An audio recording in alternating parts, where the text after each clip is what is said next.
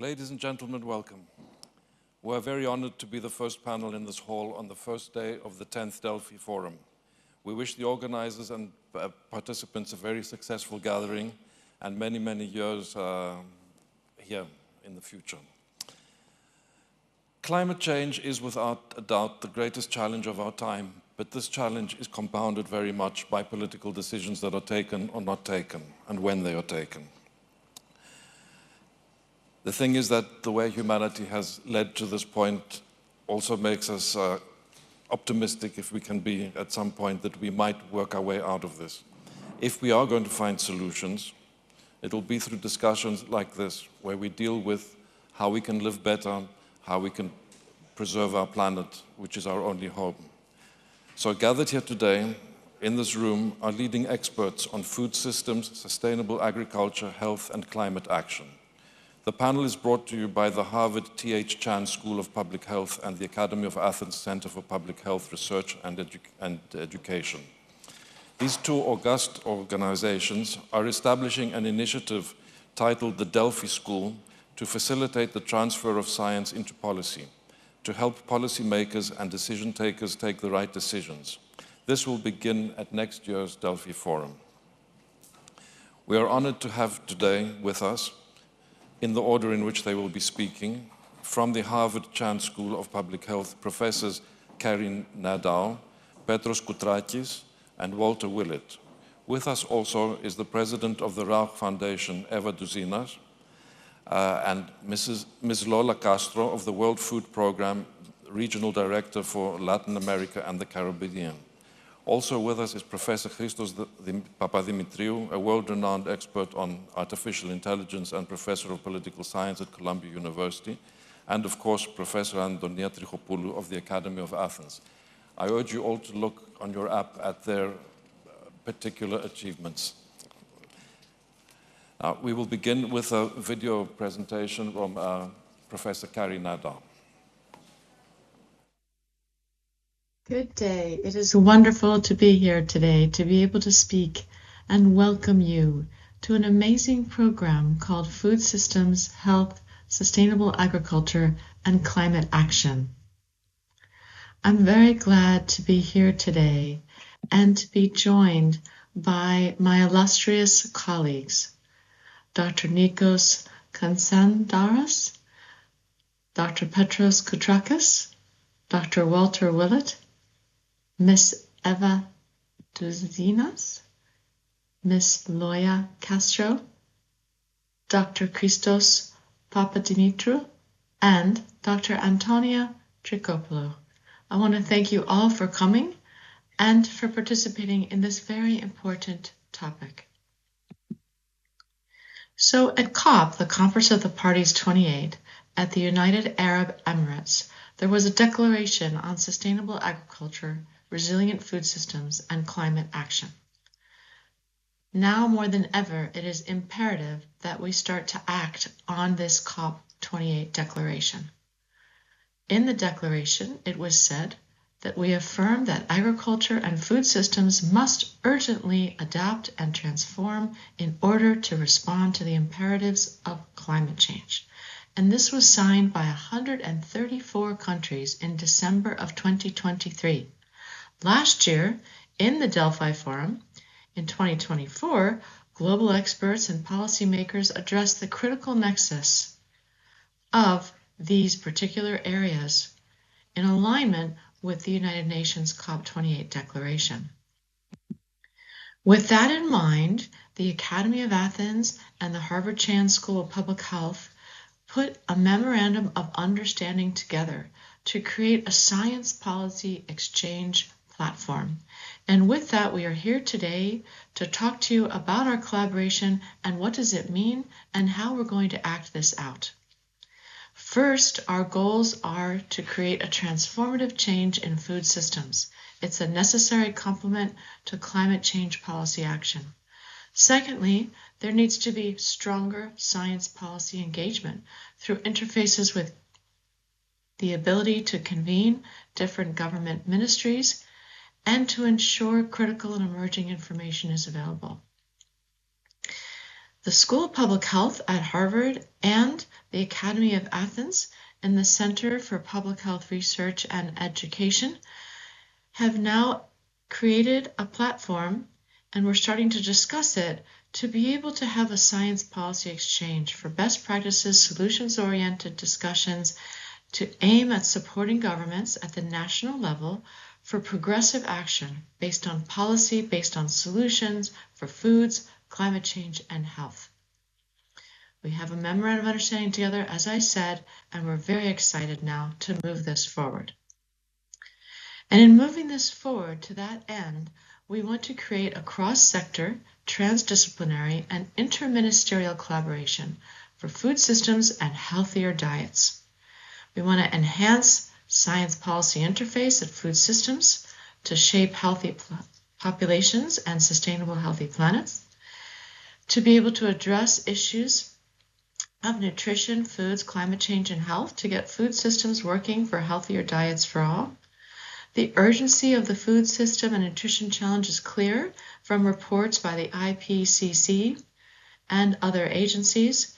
Food system design is closely tied to climate action across 3 pillars: mitigation, adaptation, and loss and damage.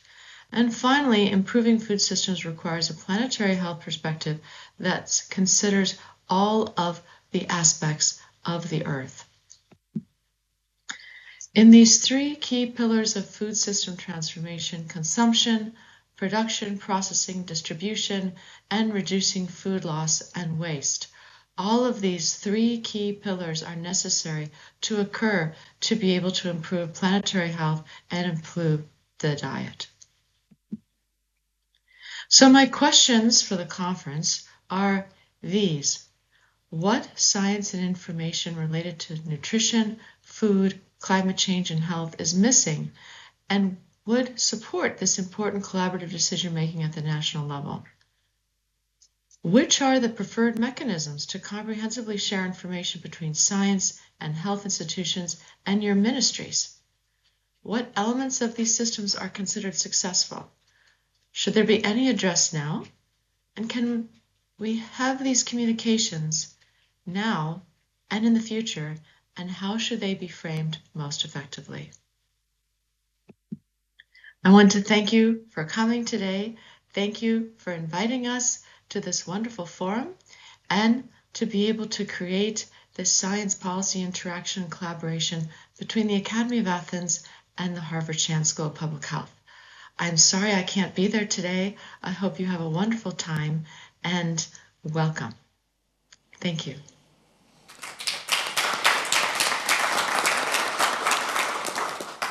Professor Petros Koutrakis, will you talk to us about climate change and our health? Thank you, Mr. Konstantaras. Good afternoon.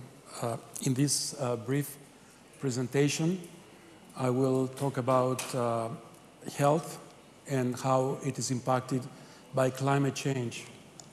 Over the last 40 years, the global temperature has increased about 1.2 centigrade, whereas the average temperature of this area, the Mediterranean area, has increased almost by 1.6 degrees, quite considerably higher than the rest of the world.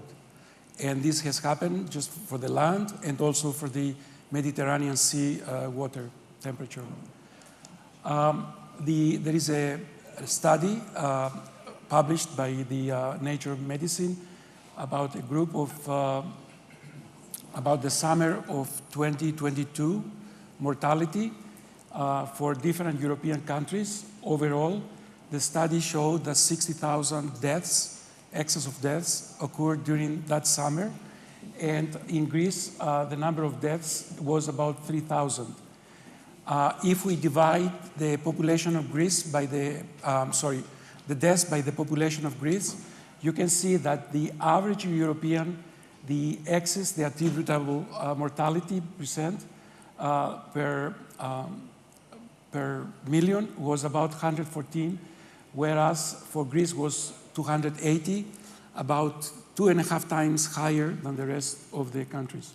And the mortality was higher for women.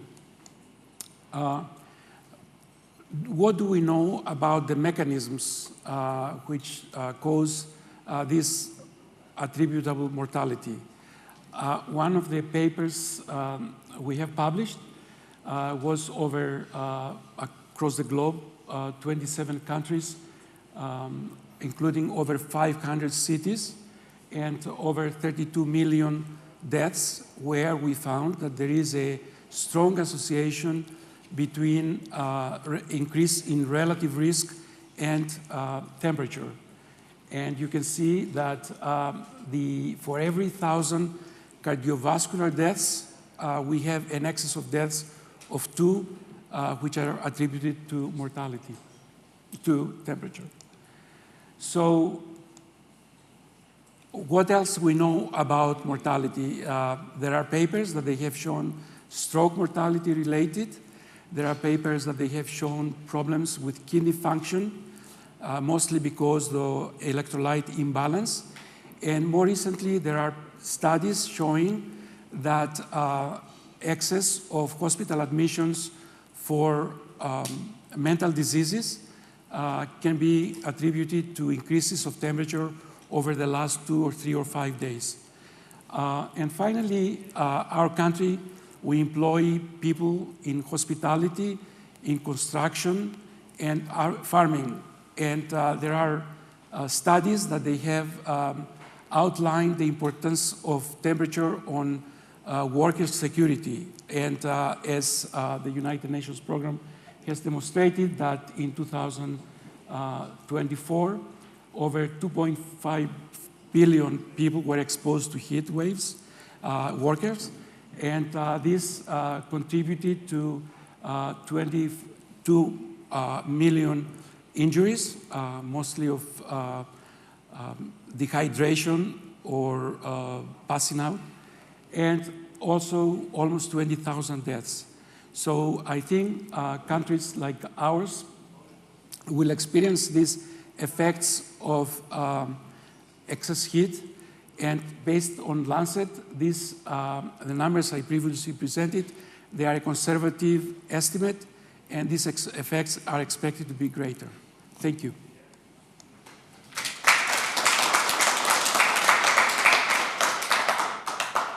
Thank you, Professor Koutrakis. Professor Walter Willett will now speak about an update on the EAT Lancet pathway to healthy and sustainable diets for all. Yes, thank you. It's really wonderful to be back here in Greece again. And this conference is particularly important at this point in history and time. I think everyone understands that. I was privileged to co-chair the Eat Lancet Commission on Healthy and Sustainable Diets. This brought together 35 scientists from around the world in different disciplines. And our charge was to find a pathway to be able to feed what will be about 10 billion people by 2050, a diet that is both healthy and sustainable. After 3 years of reviewing evidence, we identified 3 pillars, as Professor Nadeau mentioned. First, we need to reduce food loss and waste. Second, we need to improve agricultural efficiency. And most importantly, we need a dietary shift. This is what the dietary goal would be something like, as it would maybe look like on a plate. About half the plate being fruits and vegetables, a big section being grains, but whole grains, not refined grains. Some modest amounts of animal source foods like meat and dairy foods, if you would like them, but mostly plant sources of protein like legumes, nuts, and soy products. Added fats would be mostly from liquid plant oils like olive oil, but in other places, soybean oil, canola oil, and maybe just a little bit of saturated fats like palm oil or animal fats. Interestingly, I think most of you would recognize this as something pretty close to the traditional Mediterranean diet of the 1960s, but a diet that has been disappearing around the world, including the Mediterranean. Since the publication of that report in 2019, we've gone back to our data sources and looked to do some more analyses, looking at how much disease we might prevent and how much environmental improvements we could expect if we adopted this kind of dietary pattern around the world. For this analysis, we used 3 large cohort studies that our group has been conducting where we've tracked diets and disease outcomes and mortality over almost 40 years.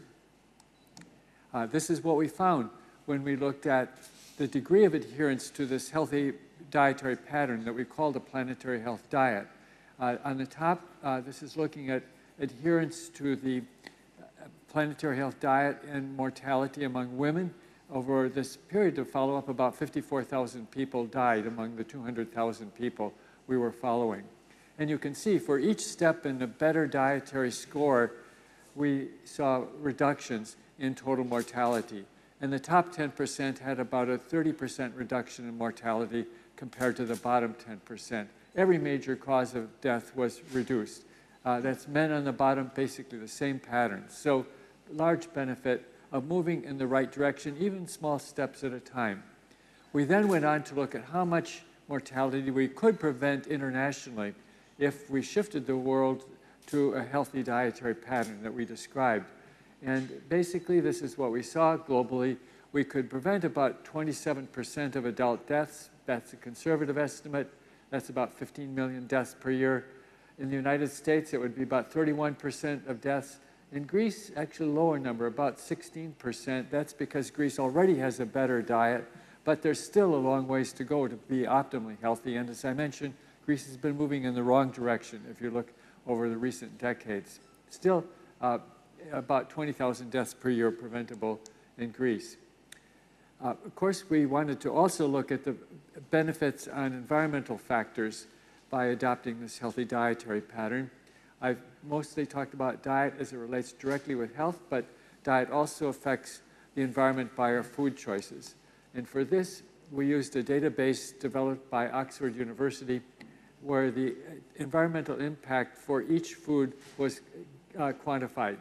For example, we can see that per serving of red meat per day, there's about 160 times more greenhouse gas emissions compared to a serving of beans or lentils.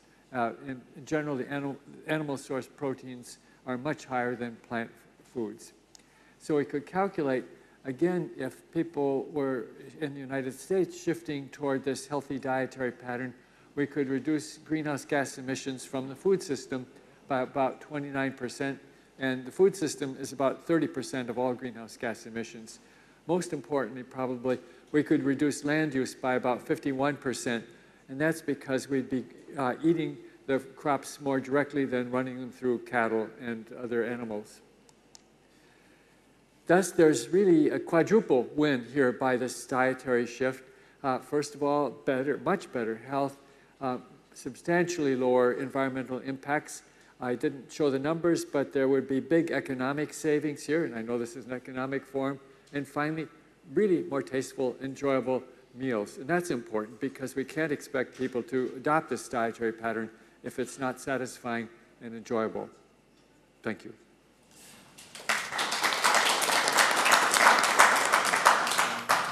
Thank you, Professor Willett. Those are really striking figures.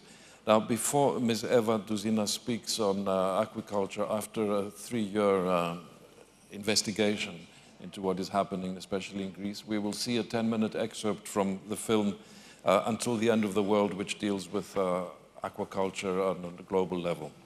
We begin with the film.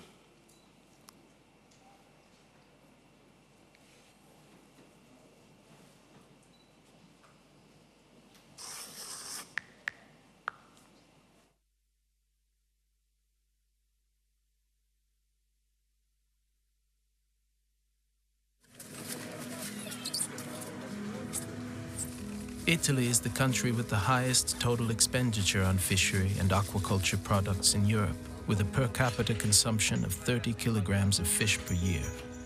Consumption soars, particularly in the summer months, when restaurants in coastal areas almost exclusively serve fish to millions of Italian and international tourists for lunch and dinner.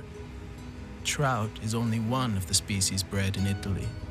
Others are marine species, especially sea bass and sea bream, bred in large cages at sea. Questa è più grossa, quella là era 3.000 metri, questa è più grossa che 25, circa 5.000 metri cubi. Quindi a livello di unità quanti sono più o meno? Ma di là 140-150.000 può essere circa 200.000 pesci.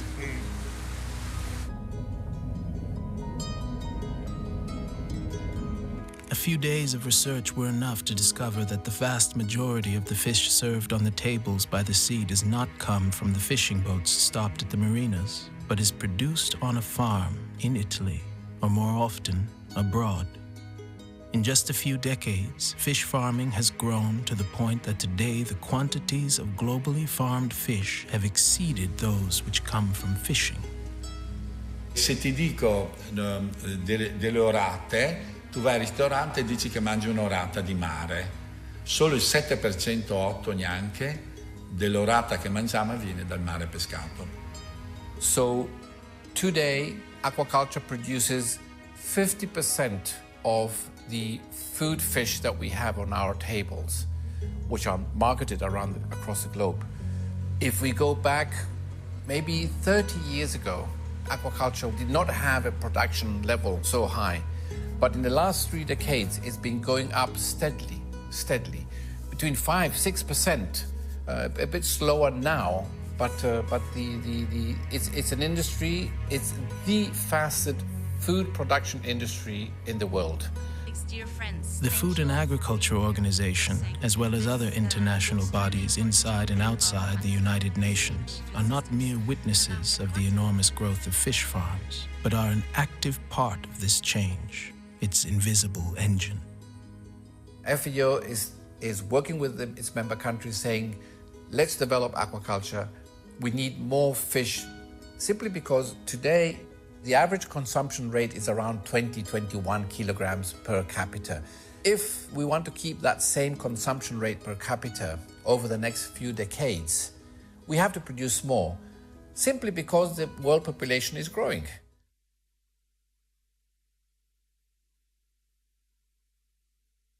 Θα είναι μια καταστροφή, το νόμο μου είναι, για την περιοχή.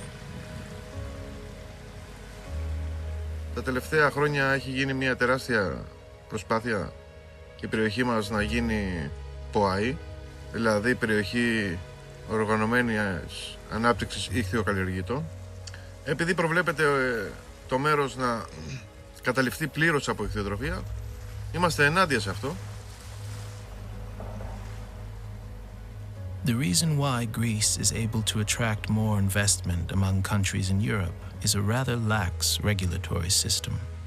Almost all farms in Greece are located near the coast, between 50 and 200 meters away from the mainland, and almost always in enclosed areas.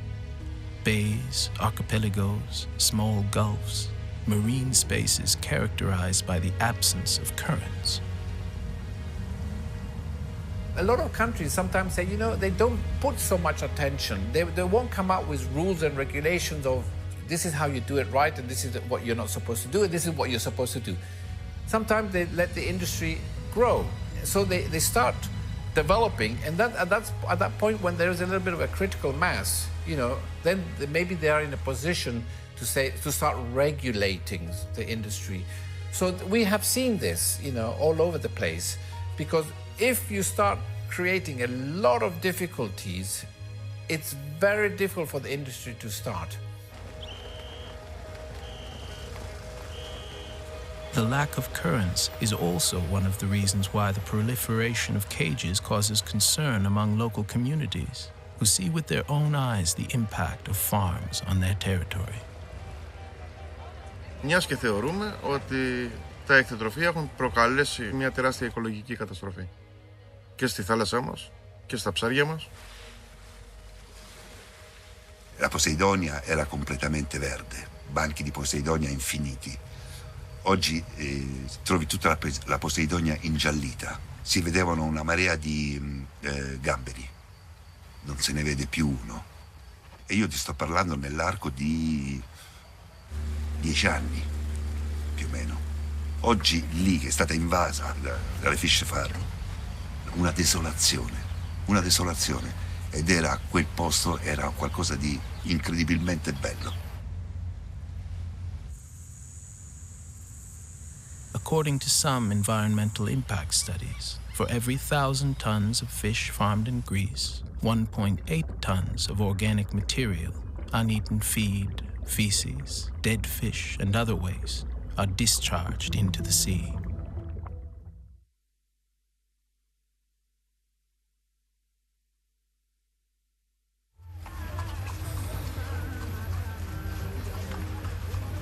Donc ces usines de farine de poisson, ce qu'ils font, c'est qu'ils utilisent le poisson, donc qu'ils transforment en farine et huile de poisson pour aller exporter ça en Asie ou bien en Europe pour nourrir d'autres animaux. Ce qu'on considère être, même du point de vue éthique, pas normal, mais aussi du point de vue de la gouvernance des ressources, on pense que donc, ces ressources qui sont déjà considérées comme surexploitées ne devraient pas être utilisées pour produire de la farine et de l'huile de poisson pour aller nourrir d'autres animaux alors que les populations locales en ont besoin. Here is the reason for our trip to Senegal revealed. We are following the supply chain of fish meal used in the production of fish feed in Spain. Kayar is a fishing village 60 kilometers from Dakar. To reach it, we need more than 2 hours by car from the capital, through a bumpy road that points north through villages of shacks and small brick buildings. In 2019, the Spanish company Barna built a fish meal factory in the village. The company talks about itself as a small company, specializing in the production of fish meal and fish oil from waste, committed to sustainability. What we see with our own eyes around the Kayar factory is quite different.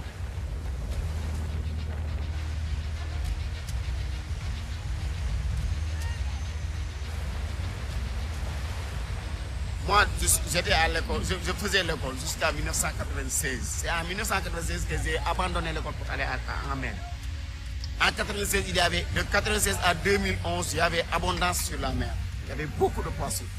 Mais en 2010-2011, avec la présence des bateaux étrangers, les bateaux russes qui étaient venus ici, ont pillé les ressources. Et nous avons senti qu'il y a la baisse de la ressource. On ne voit plus la ressource. Mais, lorsque l'usine de farine de poisson est venue, nous étions dans le programme de la régénération des ressources. C'est pourquoi on a implanté ici une aire marine protégée. Tous les pêcheurs vendent. Il y a beaucoup de pêcheurs qui vendent. En tout cas, l'usine a des mareyeurs qui viennent sur la place. S'ils trouvent le poisson, ils achètent ce poisson et l'amènent à l'usine.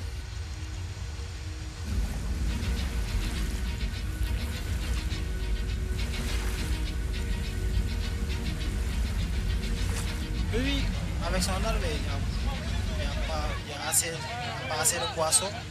La ressource se fait rare. D'autant plus que les preuves vont pêcher toutes les sortes de poissons, même les plus petits, les plus grands. Et d'autant plus que l'usine a besoin de tous les poissons pour faire son marché.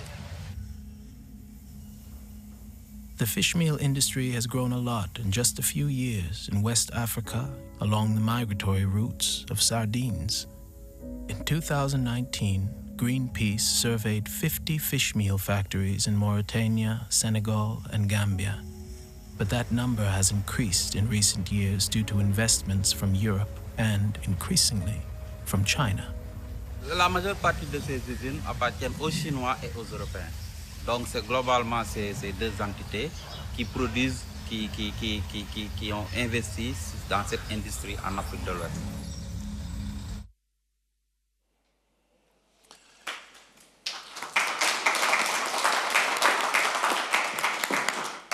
Ms. Douzinas, will you tell us what's happening in Greece specifically?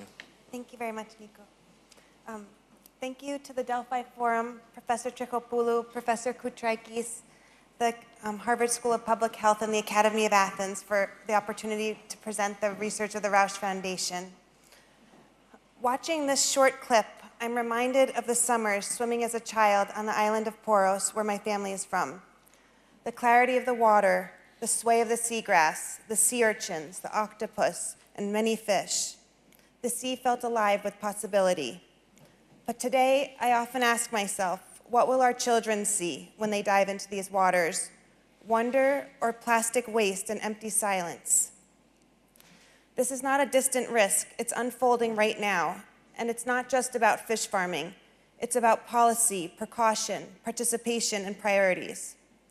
That's why we're here, to examine not just what is happening, but what's possible when we respect the facts. If Argentina can ban open net salmon farms, and if Washington State and British Columbia can legislate to remove fish farms from their seas, why not Greece?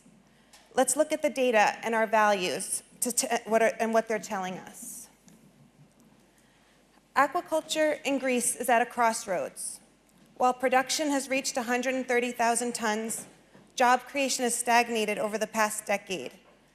Despite hundreds of millions of subsidies, we've seen high-profile bankruptcies and loan defaults.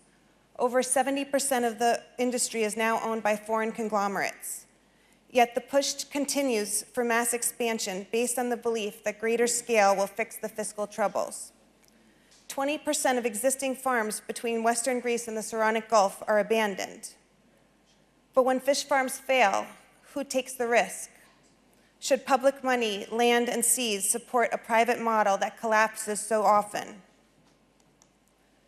In 2011, during a financial crisis, a law quietly passed to quadruple production to 470,000 tons and expand fish farming 24-fold across the country. This became the Pauahi framework, which stands for Organized Areas of Aquaculture Development. Now, 14 years later, these zones are being pushed through. A 2023 Kappa research poll showed that 90% of Greeks are still unaware of the plan. And this slide quickly shows you that the 8 largest areas of the Pauahi will have more than double the existing farms in Greece today. In Western Greece alone, 3 neighboring Pauahis, Ithaca, Xeromero, and Amvrakikos, in Natura protected zones, are set to produce more sea bass and sea bream than Spain, Italy, and Cyprus combined. The same production is planned for the Aegean Gulf and the Argo-Saronic Gulf, each of them. This extreme plan has prompted strong opposition from municipalities and communities. Can you imagine giving away 1/4 of your island's coastline permanently for a single industry? What happens to the rest of the coastal economy, to fishing, swimming, small-scale tourism, or even just the right to walk along the shore? And all aquaculture is not the same. Aquaculture is a broad term, and it includes many forms. Many sustainable practices like small-scale mussel and oyster farms that need no feed and can actually clean the water when implemented correctly. Kelp and seaweed farming is common globally, but almost non-existent in Greece. Other low-impact systems include recirculating aquaponics and traditional marshland or rice paddy symbiotic farming. Alternatively, intensive exploitative models focus on carnivorous fish species like salmon, sea bream, and sea bass. These require high-protein feed from wild fish, often caught in food-insecure regions, as we saw in the film, and are raised in open-net pens with high environmental costs. This, unfortunately, is the dominant model in Greece today. Spain and France, however, prioritize the restorative type of aquaculture. They produce multiples of the amount of shellfish that Greece produces, while at the same time they produce a small fraction of the carnivorous fish.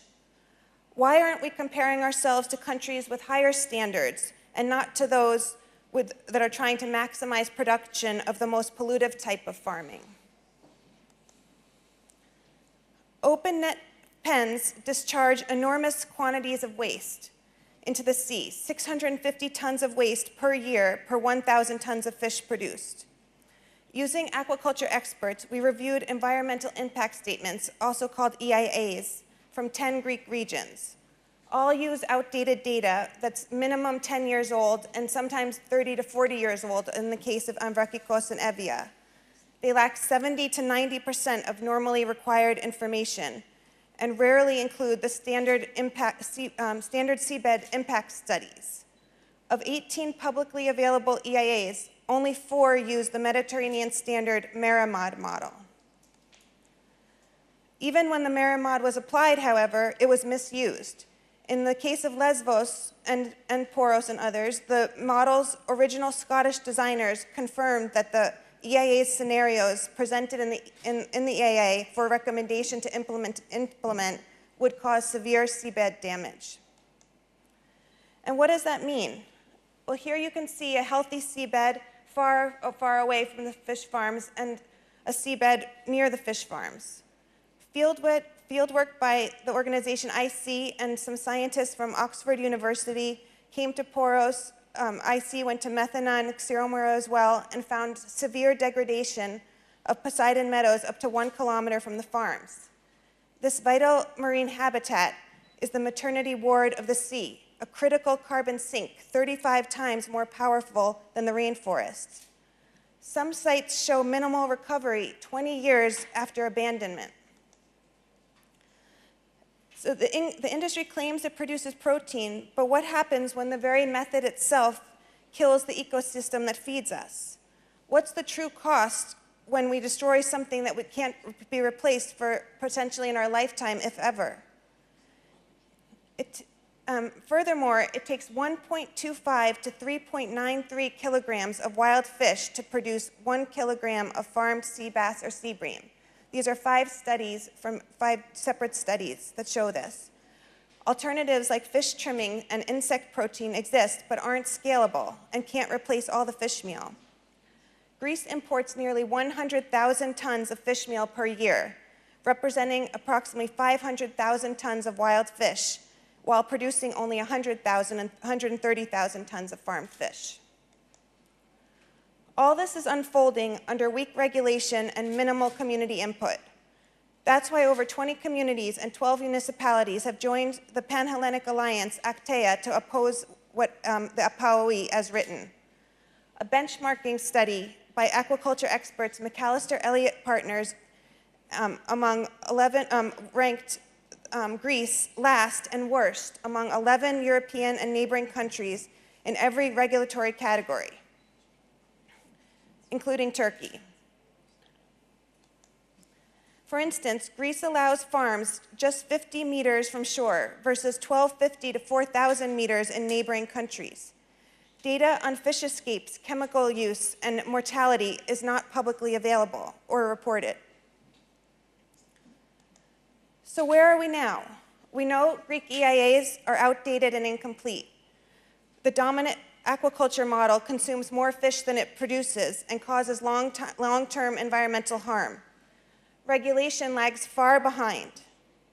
Other countries show us a better path to enact minimum best practice regulations, promote local sustainable fisheries, small pelagic fish, and lesser known or invasive species. Support nature first and then restorative aquaculture. Require active stakeholder participation. Cease subsidies for pollutive industries and farming. Enable establish escrow accounts for cleanup. Even protecting Poseidon meadows could open up new carbon credit markets, as is being explored in the Caribbean and other parts of Europe. We are not anti-progress, we are pro-intelligence. The question is not aquaculture or nothing. It's what kind, where, and for whose benefit. Let's define a model that puts Greece at the forefront, not at the bottom, of sustainability. We must look beneath the surface, literally and metaphorically, study the harm, and scrutinize the claims. This is a pivotal moment in Greek aquaculture. Let's pause with a purpose and redraft the PAOE law and regulatory framework. Let us not be the generation that looked the other way. Let us be the ones to turn the tide. Thank you very much.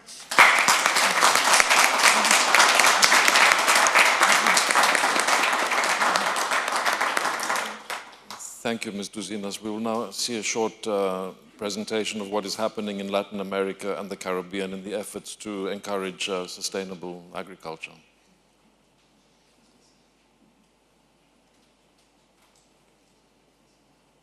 Good afternoon, and thank you very much for the invitation and for incorporating the perspective of the World Food Programme on this topic.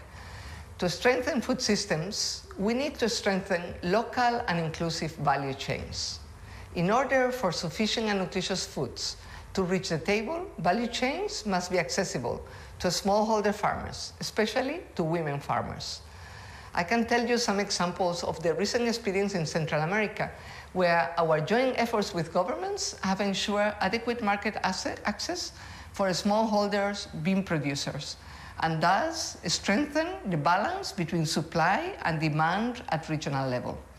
It is also important not only to increase the efficiency of these local production chains, but also to promote the insertion of nutritious food produced in the region, including, and most importantly, the recovery of our ancestral foods. These actions are important for the interregional trade and also reduce the dependence on imports of other food products from the other regions of the world. Another key line of action to strengthen food systems is to reduce the gaps in social protection systems. For example, in a study of the economic impact of cash transfer programs in Honduras, WFP found that every dollar investment, we got a return of almost $1.7, and they were generated in the local economy. And speaking of social protection, I want to emphasize on school feeding. Almost all countries in our region have a school meals program, and some 85 million girls and boys receive breakfast, a snack, or a lunch at school every day. School feeding programs are also an effective platform for fostering rural economies, since most of the food can be purchased locally, thus improving nutrition of students while boosting the local economy of farmers who become suppliers of social protection programs. Family and a smallholder farmer are fundamental to ensure the performance of food systems, and is key for the food production, sustainability, and resilience of the systems. Smallholder farmers generate around 80% of the world's food, making them key players in the global food security. And in addition, they adopt sustainable farming practices that not only enable continuous food production, but are also vital to ensure environmental sustainability. Over the years, they have demonstrated exceptional resilience in the face of extreme weather events, economic crises, and pandemics like the COVID-19. This ability to adapt and overcome makes smallholder farmers vital to building food systems capable of withstanding and recovering from today's world challenges. From WFP's work in the region, we have seen firsthand the importance of this. Our own food purchases from smallholder farming have a major impact on the incomes of producers, while generating an increase in direct employment of 370 jobs for every 1,000 tons procured. When food is consumed close to its place of origin, economic opportunities for communities multiply, and food heritage are safeguarded. In a WFP study in Guatemala and Honduras, each farmer who sells his or her food to social protection systems earns an additional $1,900 per year, or what is equivalent to 2.4 times the poverty line. In addition, local trade is more environmental friendly. For every 1,000 metric tons of food purchased locally, 55 fewer metric tons of carbon dioxide are sent or emitted to the atmosphere. This is the equivalent to 32 cars working permanently. WFP is one of the largest buyers of food for our own programs and those of government and partners. In the past 2 years, we purchased 250,000 metric tons of food in Latin America and the Caribbean, which is valued at $260 million. Of these, almost 15,000 metric tons were purchased from smallholder farmers, or what is the equivalent to $24 million. Local procurement and food procurement for smallholder farmers is fundamental to ensure the functioning of food systems, and is key to increasing food production, sustainability, and the resilience of the systems. I hope that this meeting will be a space for fruitful and collaborative dialogue. And thank you once again for the invitation to the World Food Programme.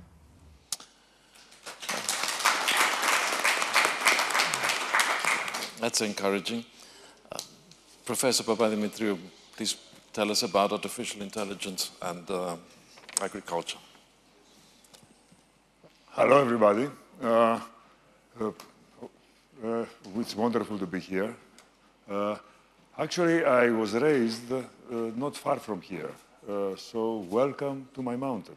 Okay, I'm going to tell you about artificial intelligence and climate change.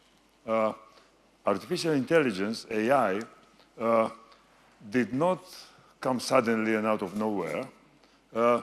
We have been working on it for 75 years. Essentially, 6 years of ups and downs and struggles, followed by 10 years of triumphs. I don't know how many of you remember the moment in 2012 when there was an AI who could tell if a picture contains a cat. Okay, this easy problem that a 2-year-old can solve any moment was the breakthrough. Okay, and a lot of similar successes ensued until 6 years later we had the first large language model. Okay. And this took off, and 4 years later we had ChatGPT, which basically became accessible to all, and therefore the whole world was added to the feedback loop of AI, and therefore accelerated its progress. All right, and here we are. How about climate change? You know, the curve looks very similar, right? I mean, looking at the very scary red curve, the 10-degree curve, I know that many of us have thought, we are not going to die this way. We are the smartest planet in the universe. We'll find something. We'll discover something. Something will come that will change the way things are going. And what I'm telling you is that it could be that AI might be this. Might be the miracle we have been hoping for. Excuse me? Sir? Sir? Quiet, please. Yeah. It is the miracle that we have been, it could be, all right?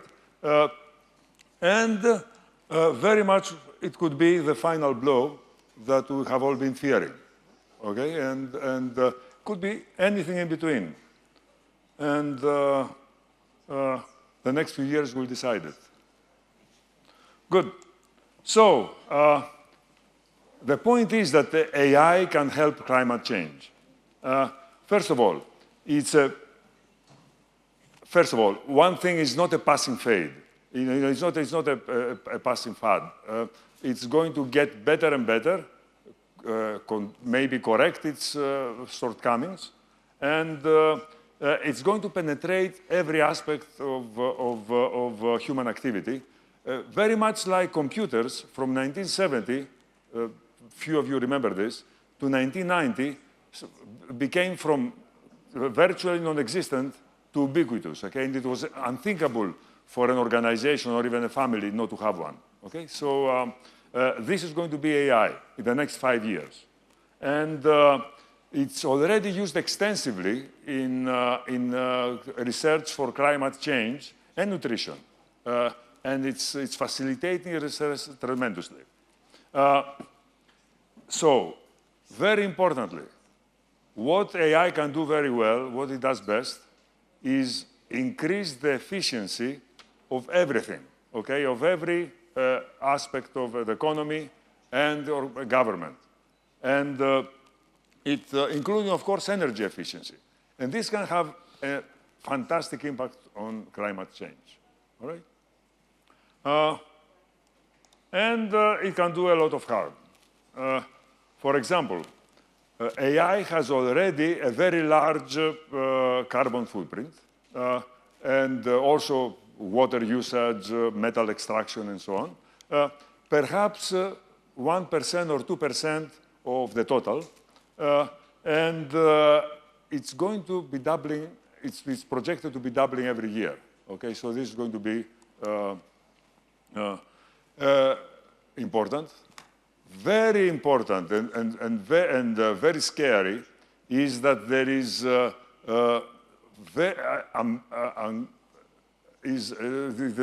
there is tremendous competition between the AI giants. We all witness that. Who is going to get the best next model? And this is to be expected because this business, the high-tech business, is extremely monopolistic.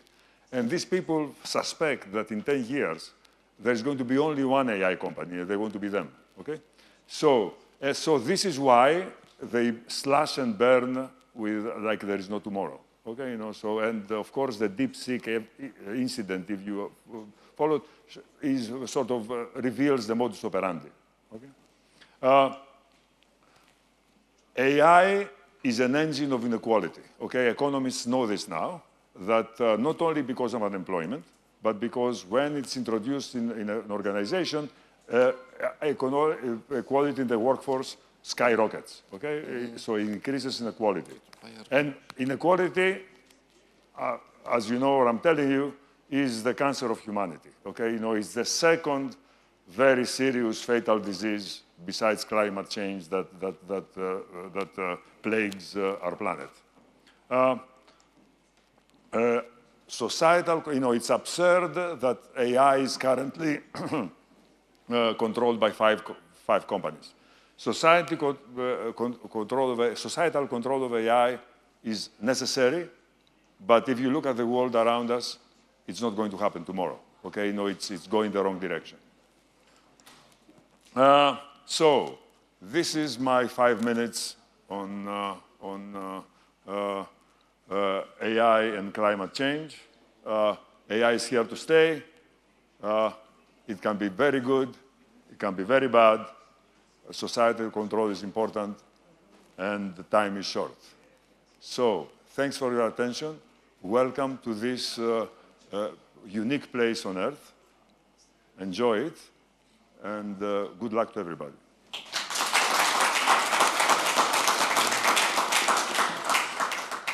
And Professor Antonia Trichopoulou will close very briefly.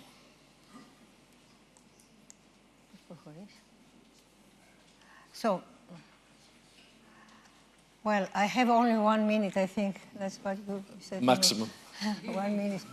So, the Delphi school was initiated last year here in Delphi, here in Delphi Forum, by Harvard University and the Academy of Athens. And it was initiated because we wanted to contribute a little bit to the climate change problems. Thus, a platform was created for science policy exchange. And this was a need because we realized that because of the seriousness of the problem, many decisions were taken, even political decisions, legislation decisions, and sometimes the person who they were taking the decision, they were not adequately informed on what science was saying. So in this respect, we thought that we could contribute into policy making by informing the person who they are taking this decision on what is the most recent scientific issues. And to inform them through this Delphi school, for example, to deal with the question of how climate change or affect health, and how food system and nutrition are affected and affect a climate crisis.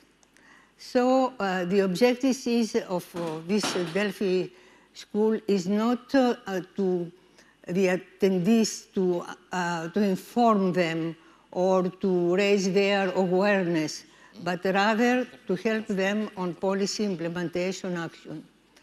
And the target audience in this occasion will be graduate and early postgraduate individuals from many fields, because the Delphi school should be interdisciplinary, cross-sectional, and with a limited number of participants. So yesterday we have the organizing committee of the Delphi school, as well many other colleagues. We spent the whole day planning our next steps, and hopefully we're very ambitious. Next year we'll launch the first Delphi school here in Delphi. Thank you.